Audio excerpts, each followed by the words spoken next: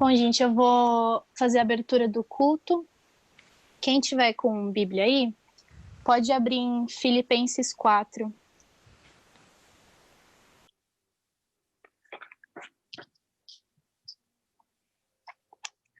Eu vou ler do versículo 4 ao 9, tá?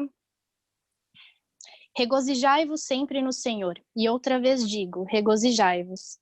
Seja a vossa moderação notória a todos os homens. O Senhor está próximo.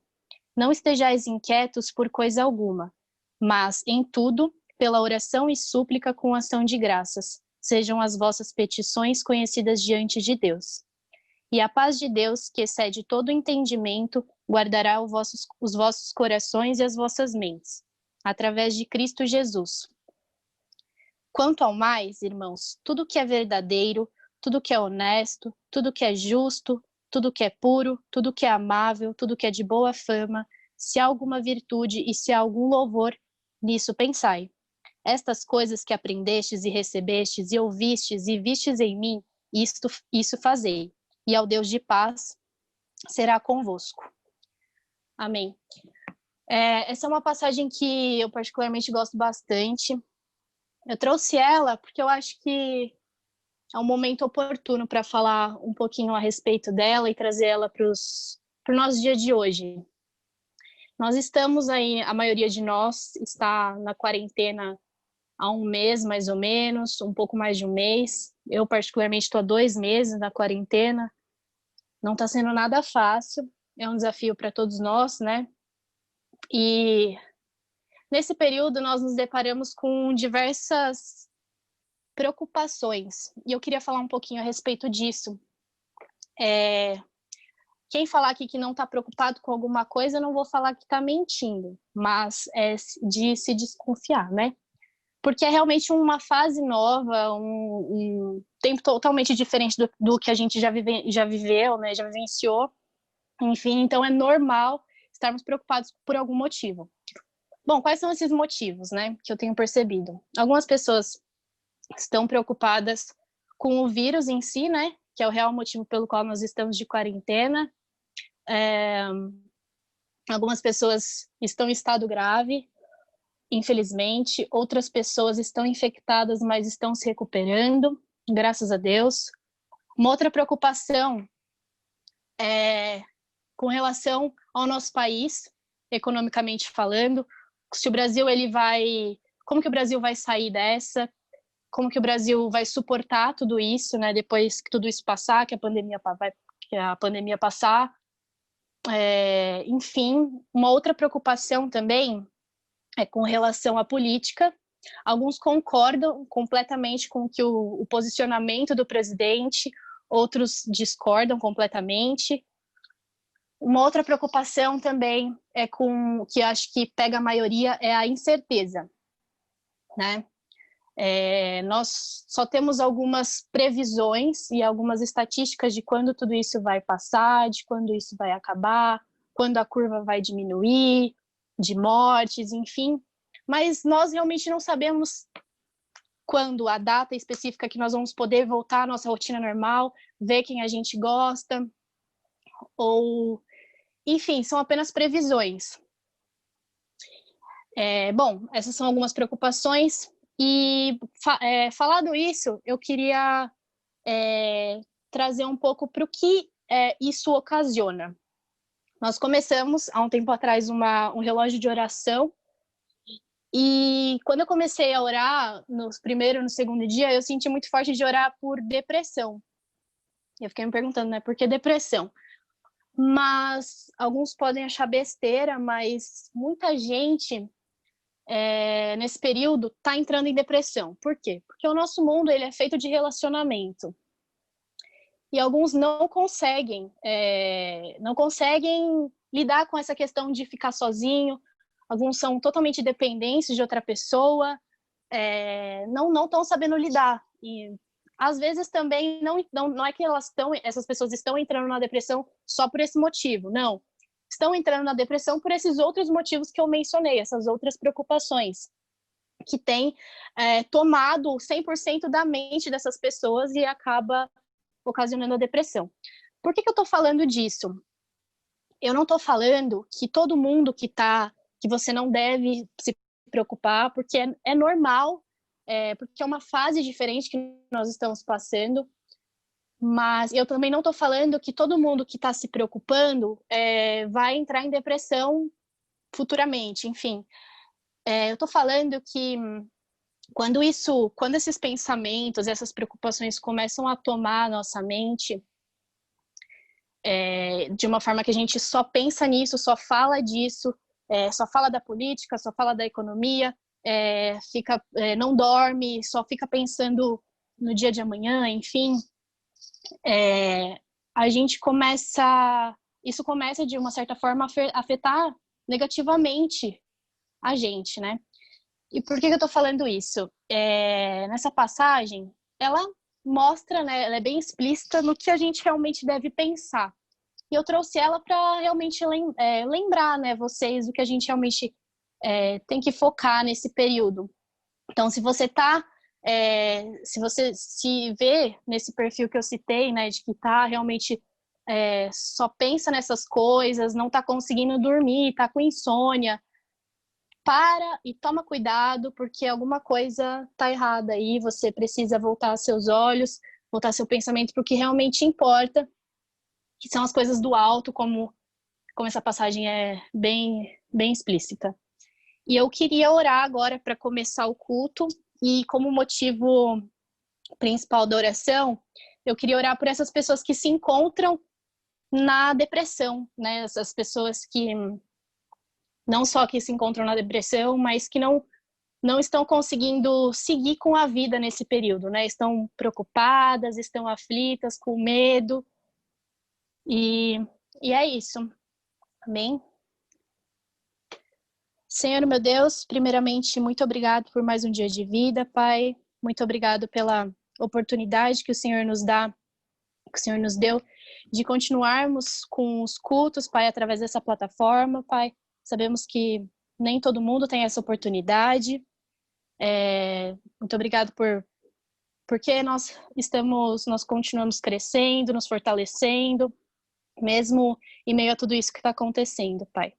Eu te peço em especial por essas pessoas que se encontram nesse perfil que eu mencionei na abertura, Pai. Essas pessoas que se encontram em depressão, Pai, com insônia, que não conseguem pensar em outra coisa, Pai, a não ser nessas preocupações, Jesus. Essas pessoas que esses pensamentos têm tomado a mente dessas pessoas, Pai. Eu intercedo pela vida delas, Pai, e peço para que o Senhor vá de encontro ao coração e à mente dessas pessoas, Pai, e traga paz, Jesus. Se há alguém aqui também que se encontra nesse perfil que eu mencionei, Pai, com a mente preocupada com alguma situação, Pai, durante esse período, vai de encontro à mente, ao coração dessa pessoa, Pai, dê discernimento, dê sabedoria, Pai, e traga essa pessoa de volta, Deus, para que nós possamos pensar naquilo que realmente importa, focar nas coisas do alto, Jesus, e deixarmos essas coisas um pouco de lado, Pai. Eu oro também, te peço pelo culto de agora, Pai, pela palavra, pela ministração, tudo que for falado, tudo que for ministrado, seja de acordo com a tua vontade, Jesus. Conduza mais um culto, é isso que eu te peço e te agradeço, em nome do Senhor Jesus, amém. Eu vou passar agora para Renata, ela vai fazer o louvor aqui pra gente. Vai ser o Dan agora, acabou o Dan, então. O tatuapé inteiro. Internet. Pessoas só. Uhul, o Dan. Uhul! Bom, como eu não tinha preparado nada por um momento, vou usar os louvores da Renatita, mas que você possa estar adorando ao Senhor em espírito e verdade.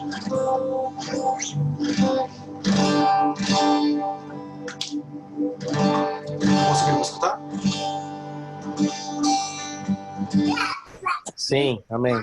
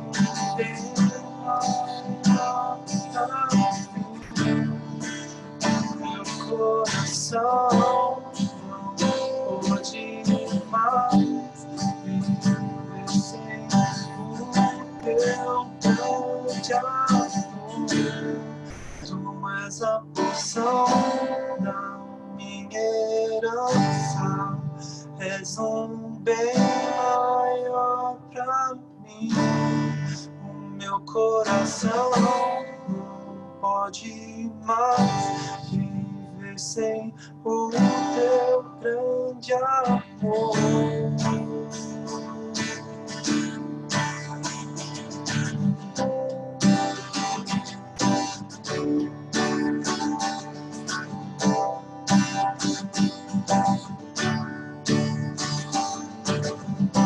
Eu te quero mais do que o ouro. Eu te quero mais do que os tesouros. Eu te quero mais do que a minha vida, Senhor. Te Senhor, mais do que meu perdão, meu Senhor, é agradar teu coração.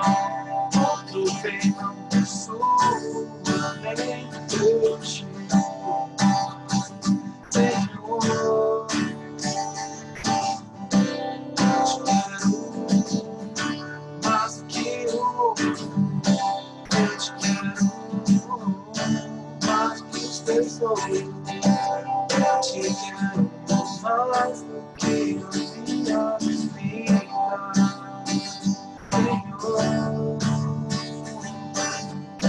Te desejo mais do que meu pensão, meu Senhor, é agradar teu coração. Tudo bem, não posso nem eu te Senhor, tu és a porção da minha herança. És o bem maior que meu coração não demais. Viver sem o teu grande amor. Tu és a porção da minha herança. És o bem maior que o meu coração não pode mais. Viver sem o teu grande amor.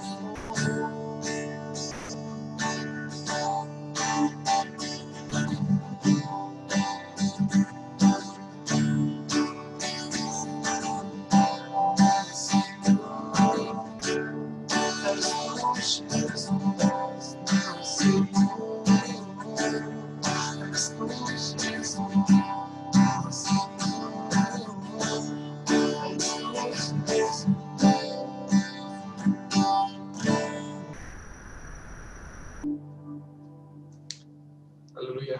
Glória a Deus.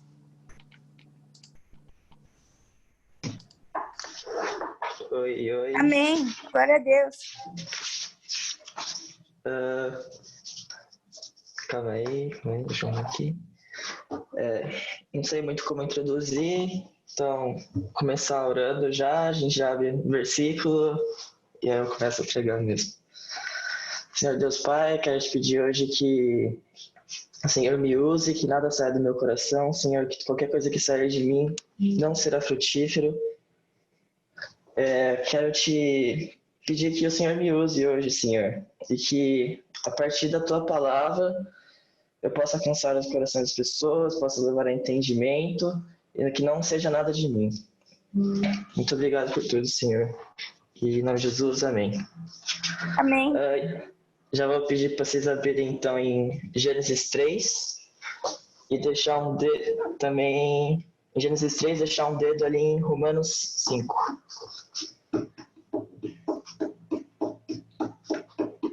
Alguém dá um aviso quando todo mundo já estiver aberto na passagem.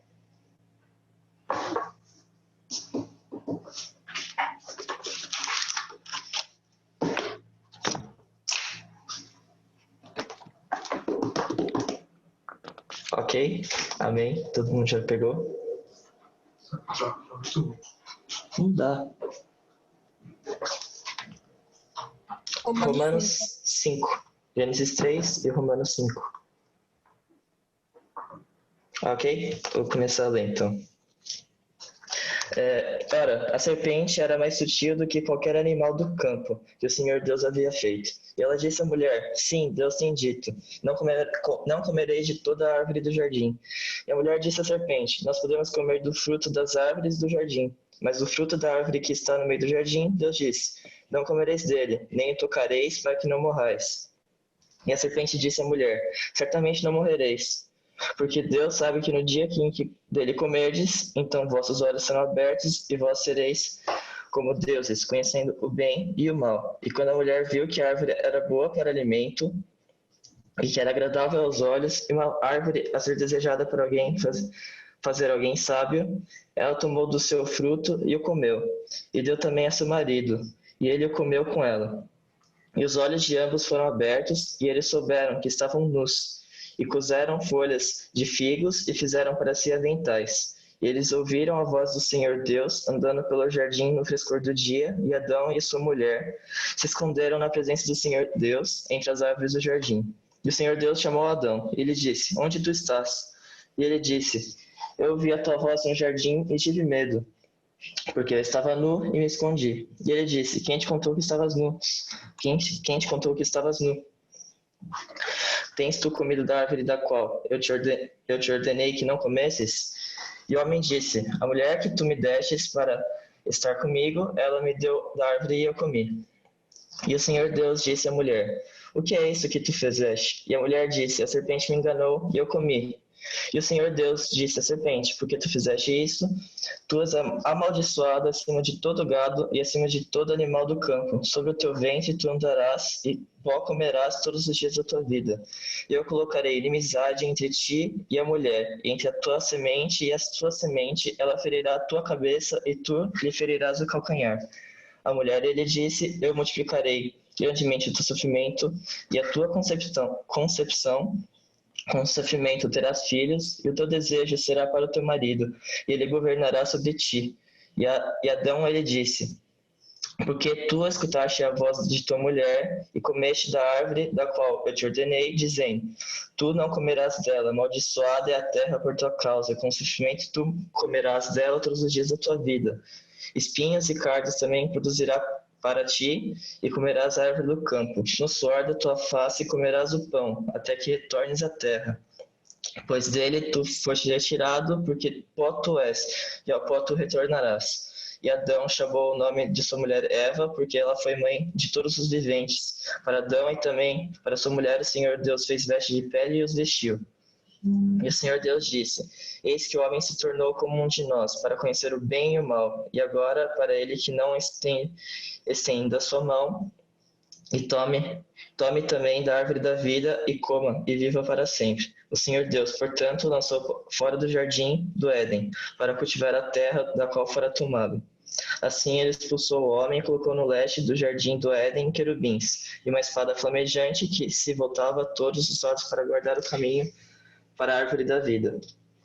E agora, Romanos 5, vou começar a ler a partir do 12. Portanto, como por um homem o pecado entrou no mundo, e pelo pecado a morte, assim também a morte passou a todos os homens, porque todos pecaram. Porque até a lei o pecado estava no mundo, mas o pecado não é imputado quando não há lei. Nem tanto a morte reinou desde Adão até Moisés, até mesmo sobre aqueles que não tinham pecado, a semelhança da transgressão de Adão, o qual é a figura daquele que havia de vir. Mas o dom gratuito também não é como a transgressão, porque se pela transgressão de um morreram muitos, muito mais abundou a graça de Deus para os muitos, e o dom pela graça de um homem, Jesus Cristo. Não foi assim o dom como transgressão por um só que pecou, porque o juízo veio por uma transgressão para a condenação, mas o dom gratuito veio de muitas transgressões para a justificação. Porque, se pela transgressão de um homem a morte reinou, por meio de um, muito mais os que recebem a abundância da graça e do dom da justiça reinarão em vida por meio de Jesus Cristo. Portanto, assim como pela transgressão de um veio o juízo sobre todos os homens para a condenação, assim também pela justiça de um veio o dom gratuito sobre todos os homens para a justificação de vida. Porque assim como pela desobediência de um só homem, muitos foram feitos pecadores, assim pela obediência de um, muitos serão feitos justos. Além disso, veio a lei, para que a transgressão abundasse, mas onde o pecado abundou, superabundou a graça. Para que assim como o pecado reinou na morte, também a graça reinasse pela justiça para a vida eterna, por Jesus Cristo, nosso Senhor. Então, esses textos, eles falam sobre a entrada do pecado no mundo e muitas dessas consequências do pecado. E primeiro começar a definir o que é o pecado. De forma bem resumida, o pecado é a transgressão da lei, que é tudo aquilo que vai contra o caráter e a vontade de Deus. Assim como a gente acabou de ler em Romanos 5, logo no 12 fala: portanto, como por um homem o pecado entrou no mundo, e pelo pecado a morte, assim também a morte passou a todos os homens, porque todos pecaram. Então, a partir do ato de desobediência de Adão, que foi comer o fruto, que Deus fala lá para ele no capítulo anterior, em Gênesis 2:17, fala que para ele não comer da árvore do conhecimento do bem e do mal, Adão vai lá e come. E a partir desse ato, o pecado entra no mundo. E a gente tem que entender, ter dois pontos marcados na nossa cabeça que esse pecado entrou no mundo, o que ele mudou e como que ele se dá. A gente tem que entender também que toda a raça humana recebe a culpa do pecado de Adão. Como a gente acabou de ler, Adão ele foi um representante da raça humana. No momento que ele pecou, todos nós pecamos em Adão. E não adianta a gente falar, se Adão não tivesse pecado, a gente não está nessa situação, porque qualquer um de nós, se a gente estivesse na situação de Adão, a gente ia cometer o mesmo erro, a gente ia pecar e a situação ia ser a mesma. Tem uma coisa que eu vi lá do Augustinus Nicodemus que ele fala que a nossa história é a mesma história de Adão e Eva, a mesma história de vida de pecado, todos nós somos como eles. E o segundo ponto, todos nós nascemos com a natureza decaída, todos estamos sob a consequência do pecado. Desde o momento do nosso nascimento, a gente já nasce com essa natureza decaída. Então, até as crianças, todas as crianças já nascem com a natureza decaída. Todas as consequências dos pecados, a culpa do pecado já está sobre todos os homens. A gente tem que também entender que não existe, a gente não pode, todos são imperdoáveis perante Deus, porque de forma direta ou indireta, todos nós conhecemos a lei de Deus, todos conhecemos diferenciar entre o bem e o mal, a vontade de Deus, porque seja de forma direta pela lei dada por Deus a Moisés, ou de forma indireta, porque em Romanos 2, 14 e 15 fala: porque quando os gentios que não têm lei fazem naturalmente as coisas contidas na lei, não tendo eles lei, são a lei para si mesmos, os quais mostram a obra da lei escrita em seus corações, testificando também a sua consciência e os seus pensamentos, ou acusando-os ou defendendo-os. Então, todos nós temos uma lei moral. Se você for para qualquer ponto do mundo, qualquer ponto da história, o homem sempre soube diferenciar entre o bem e o mal, tendo ou não a lei de Moisés.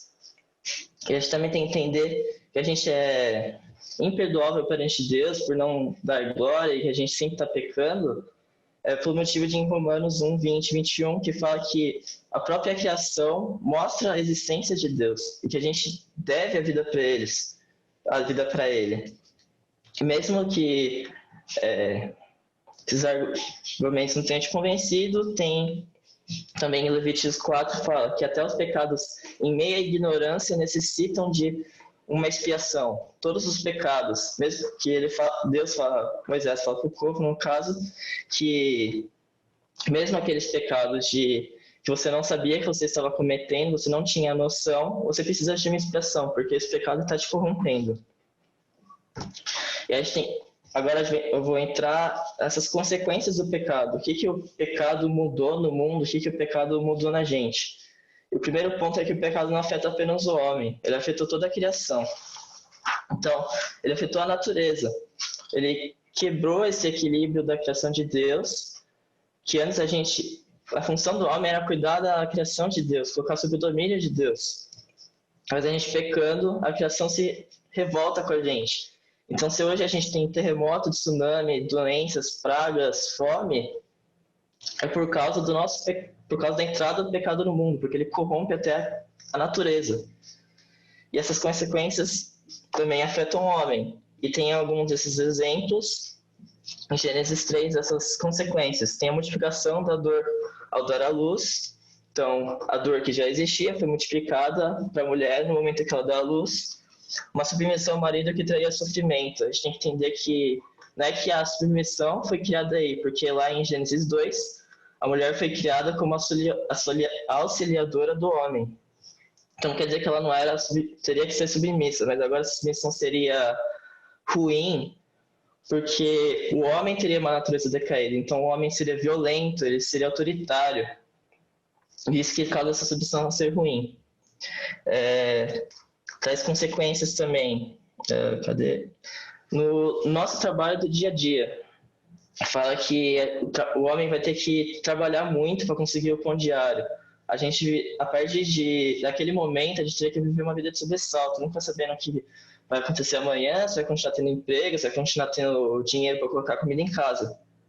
Isso é consequência do pecado. E esse pecado não trouxe só consequências, que nos afetam, que afetam o ambiente e que, por consequência, afeta a gente. Também afetou o nosso ser. A gente é a imagem e semelhança de Deus. E essa corrupção, ela trouxe distorções em todos os conceitos do que é, todos os aspectos do que é ser a imagem e semelhança de Deus. Então, um desses aspectos é a criatividade. Então, a criatividade que a gente é a imagem e semelhança de Deus. Deus criou esse mundo. É um ser muito criativo.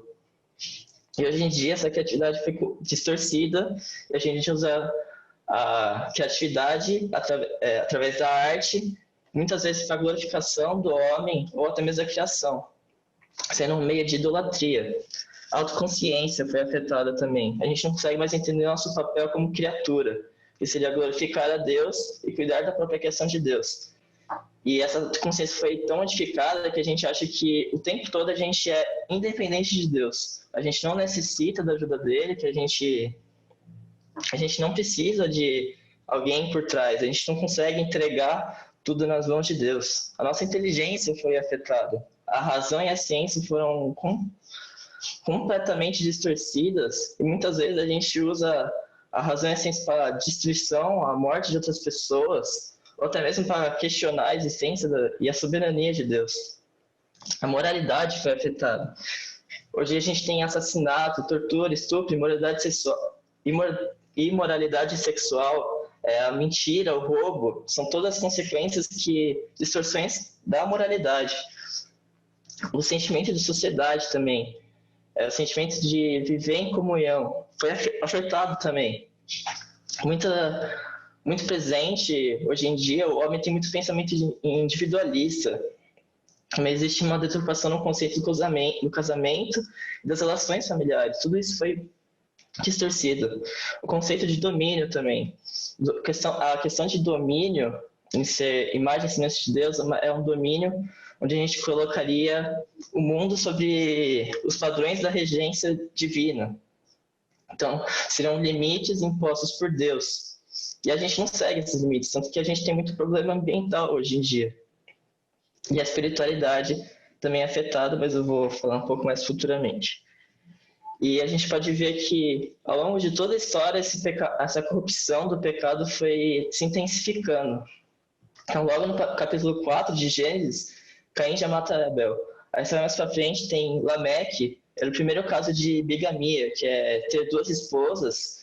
E também tem uma parte que ele se orgulha e tem prazer de assassinar uma pessoa e ser violento. Aí vai vendo Torre de Babel, as pessoas tentando alcançar a glória de Deus, Sodoma e Gomorra com a imoralidade sexual, e até mesmo fora da Bíblia. A gente vê a Primeira e Segunda Guerra Mundial, com o Holocausto, ditaduras, escravidão. A gente vê das mais diversas coisas que o pecado trouxe. Mas a principal consequência do pecado é a morte, que está lá em Romanos 6:23, porque o salário do pecado é a morte, a parte A. Mas o Senhor, dom de Deus, é a vida eterna por Jesus Cristo nosso Senhor. Só que essa morte, ela pode ser vista de 3 maneiras, sendo a física, a espiritual e a eterna. A morte física é a separação da alma do corpo, o corpo volta ao pó e a nossa alma vai até Deus para ser julgada. Tem a morte espiritual.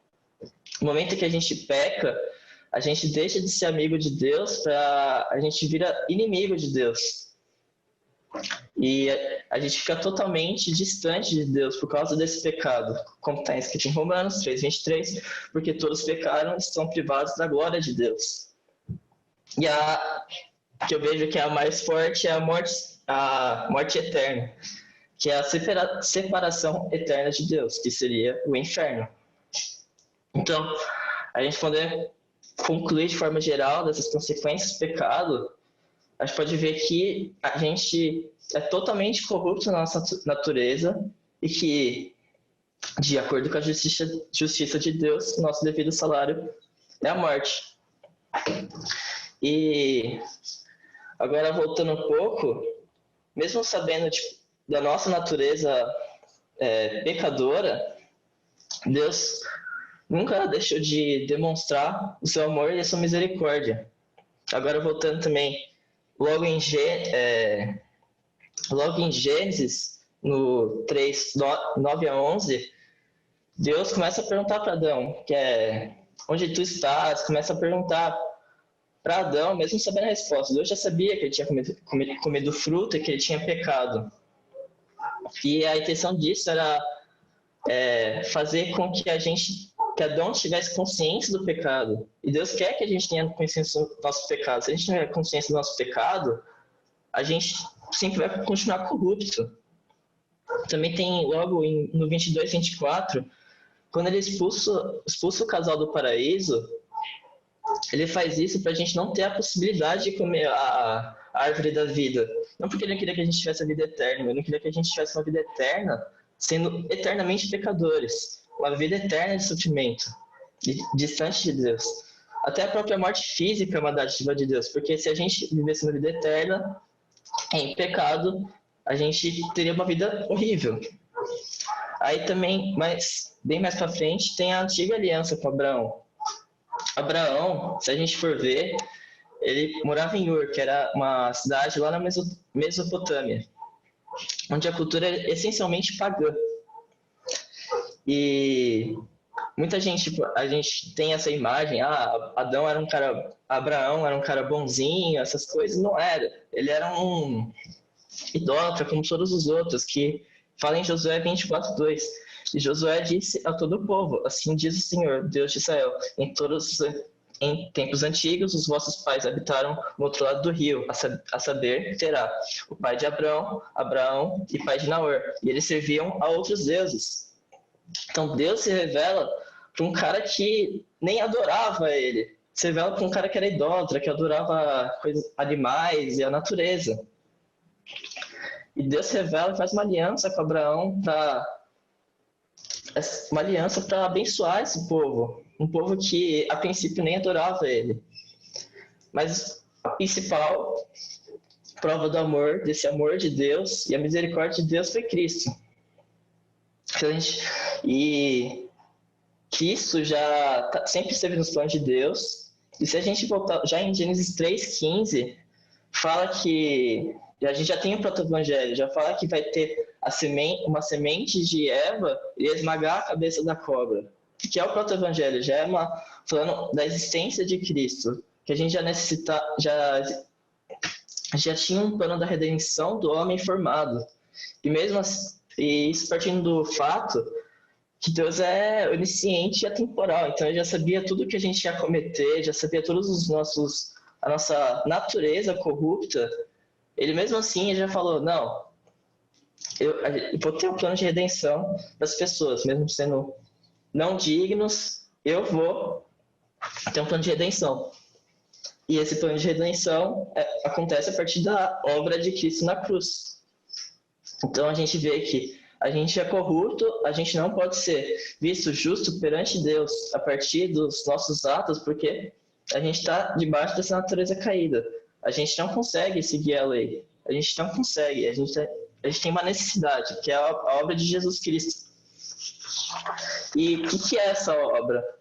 Muita gente, até eu mesmo, a gente se equivoca achando que a obra de Cristo foi ele morrer nas mãos dos humanos. A morte física de Jesus na cruz não foi o que salva a gente. Porque se a gente pensar, na história de toda a igreja, existiram pessoas que tiveram uma morte semelhante ou até uma morte pior que a de Cristo. Então não é Jesus ser chicoteado, ser morto numa cruz que salvou a gente. A obra de Cristo é muito mais profunda do que isso. E tem dois principais pontos do que foi a obra de Cristo na cruz. O primeiro ponto é que Cristo tomou a nossa culpa pelos pecados. O pecado, a consequência era muito mais profunda do que a morte física. Aquela morte na cruz era uma morte que era a morte eterna, que era a eternidade distante de Deus, que era o inferno. Então, o primeiro ponto é que Jesus tomou a ira de Deus, ele tomou todos os pecados que estavam nas costas, todos os pecados dos homens estavam nas costas de Cristo na cruz.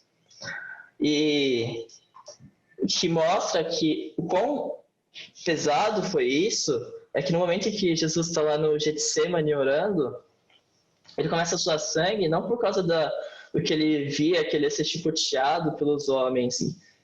Ele via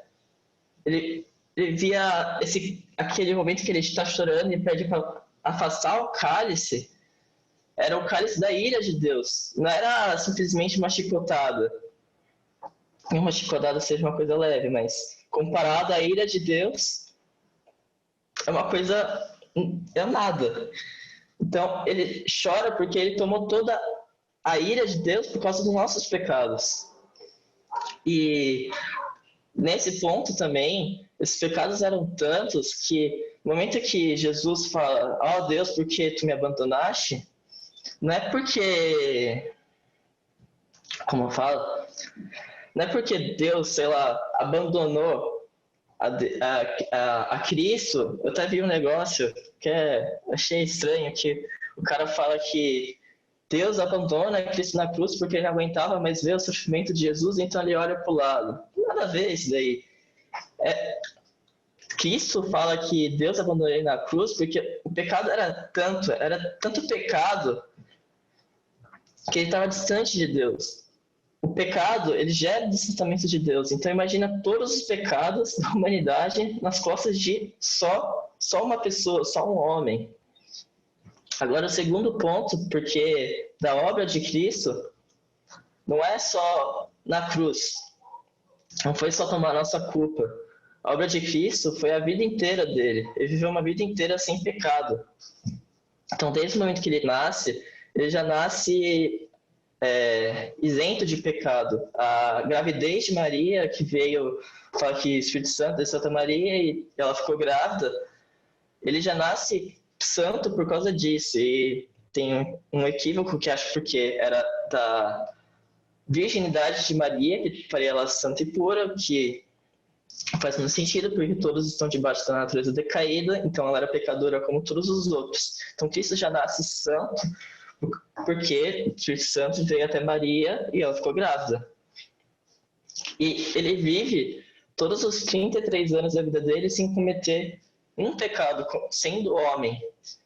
Ele viveu essa vida inteira.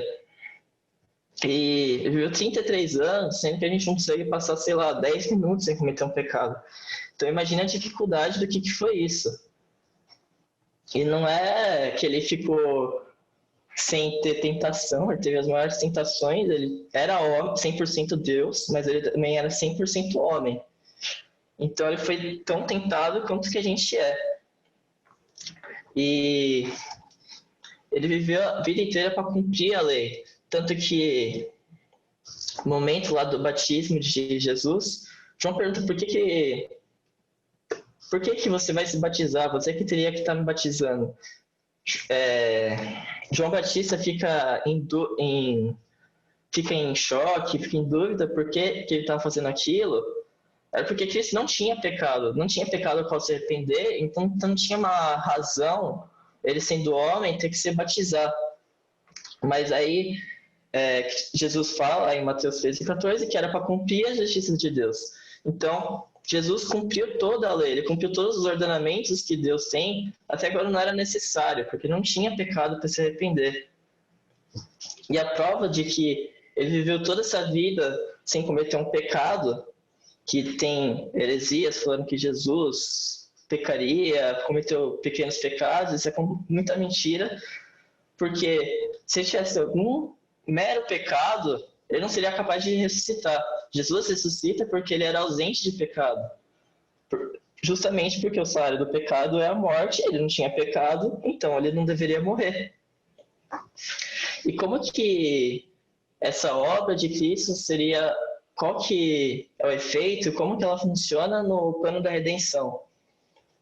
Então, primeiro ponto, Cristo toma todos os nossos pecados, e além disso, essa vida justa que ele teve, ele imputa essa justiça em nós para que a gente possa ser visto justo perante Deus.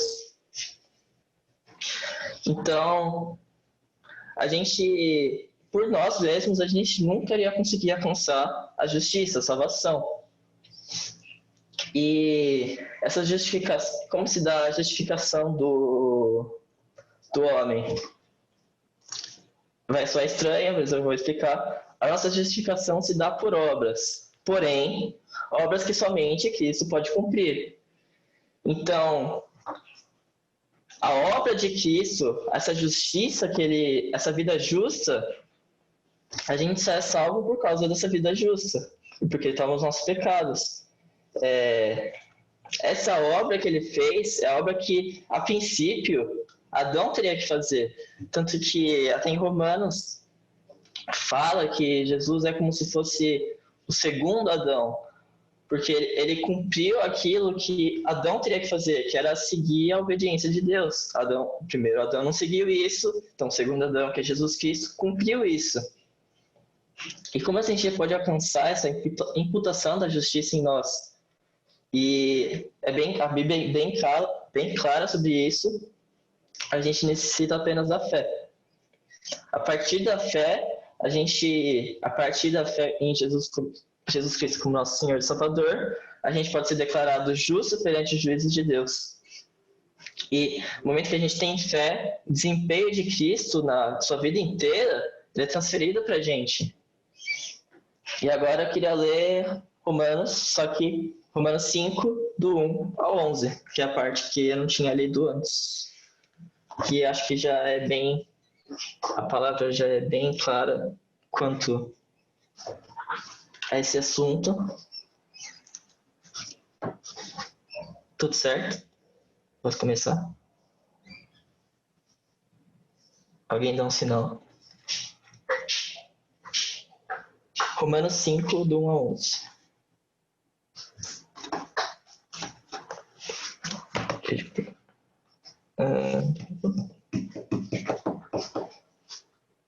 Vou começar a ler.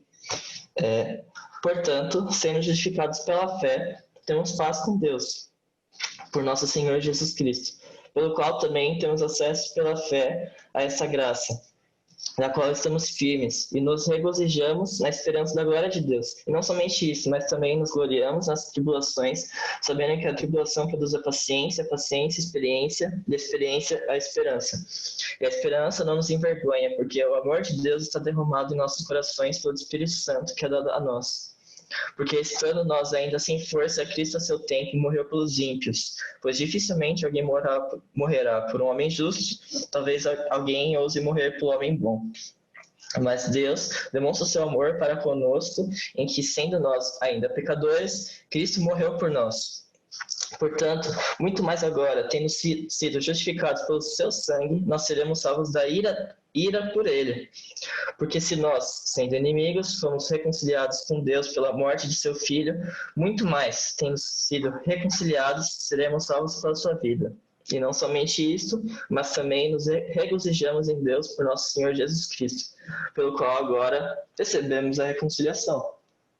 Então, esse texto, resumido basicamente, fala que a gente alcança a reconciliação com Deus, a gente escapa, a gente é livrado da ira de Deus por causa da obra de Cristo, e a gente essa justiça é imputada em nós a partir apenas da fé. A gente só é salvo pela fé, tudo devido a Cristo, somente por Cristo, devido à graça, dessa graça de Deus e através da fé. E tendo isso em mente, agora já chegando no final, tem algumas conclusões. Agora tem gente falando no meio cristão, entre aspas, que falam que a lei é ruim. E porque a lei nos traz as mortes, a lei, essas coisas, mas a lei não é ruim. Ela é santa, justa e boa. Quem que é ruim na história é o homem. A gente não consegue seguir a lei. E por isso a lei nos leva à morte. Mas a lei é a palavra de Deus. Então ela nunca poderia ser ruim. Ela é santa, justa e boa.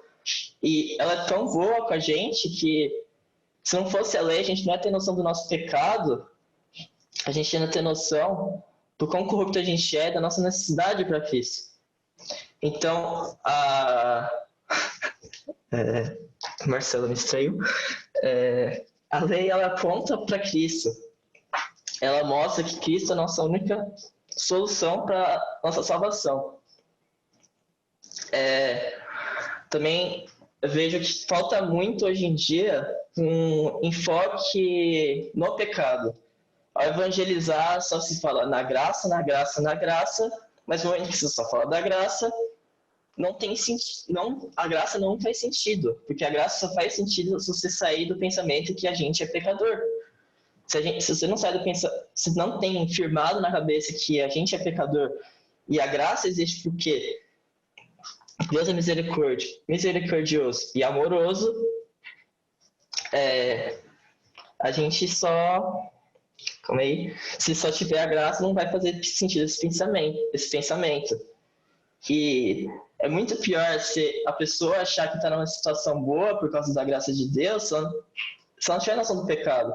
Vai ser uma situação muito ruim, porque ela vai achar que vai ter uma situação ótima, ela vai até se achar que é digna do amor de Deus, mas ela não vai ter noção da pecaminosidade dela.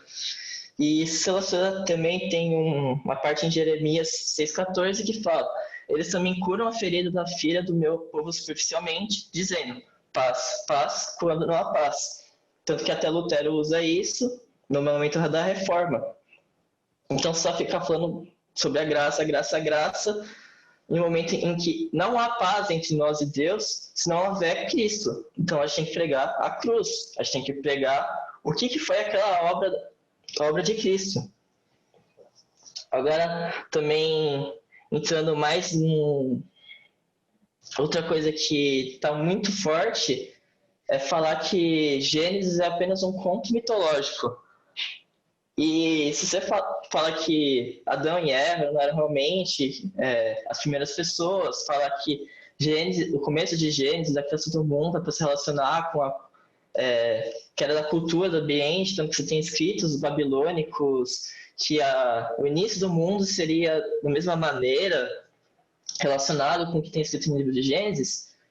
Mas se você partir desse preceito, falando que Gênesis é um conto mitológico, a Bíblia inteira não faria sentido. Gênesis 3, se fosse apenas um conto mitológico, a gente nunca ia entender a entrada do pecado do mundo e, por consequência, o livro inteiro da Bíblia não faria sentido, porque é praticamente uma história inteira. O Antigo Testamento é a prova da redenção, a redenção do homem, o plano da redenção do homem, e o Novo Testamento é quando Jesus já veio e fez essa obra. Então a gente nunca pode falar que Gênesis é apenas um conto mitológico, porque a Bíblia inteira não faria sentido. Aí, outro ponto uma coisa que é muito forte no neopentecostalismo, aí que fala que todos os maus da nossa vida são culpa de Satanás. Sim, o Satanás ele vem para roubar, matar e destruir, como está em João 10:10. Mas se a gente pensar só a partir disso, a gente vai achar que a gente vai gerar um sentimento de que a gente é a vítima na história. Mas a gente não é a vítima, quem pecou foi o homem. Então a gente não é a vítima nessa situação. Todos nós somos culpados, todos pecaram. Então, se muitas das situações, agora o coronavírus, ele pode estar sendo usado pelo Satanás para afastar algumas pessoas, essas coisas, mas a doença, a princípio, ela surgiu por causa da queda do homem. Então, muitas das tentações, Satanás não precisa nem mexer o dedo, porque vem da nossa carne. Muitos dos problemas do mundo também vieram por causa do pecado. Mas isso também não é falar que Satanás é culpado por muitas coisas. Satanás veio para matar, roubar, destruir. Mas a gente não pode ter esse sentimento de vitimização. E agora a última conclusão, relacionada àquele do evangelismo, mas a gente tem que ter um maior foco sobre a doutrina do pecado. Porque a partir disso, a gente consegue entender esse amor de Deus, a misericórdia e a justiça de Deus. A partir disso, a gente consegue entender quão Deus é misericordioso perante a gente. A gente consegue ver a justiça de Deus, consegue ver o amor dele. A gente consegue compreender que a gente só é salvo através de Cristo. A gente só é salvo por causa dessa graça de Deus que envia Cristo para morrer para tomar todos os nossos pecados, viver uma vida justa e imputar a justiça em nós. E a gente a gente precisa, em meio a tudo isso, a gente precisa ter fé. Comparado a tudo que Cristo fez, a gente precisa ter uma coisa até simples, que é a fé. Que é botar as nossas esperanças em somente Cristo. E a partir também do conhecimento do pecado, entendendo tudo isso, a gente consegue entender que em nenhum momento o homem é digno de glória. A glória pertence somente a Deus. E é isso.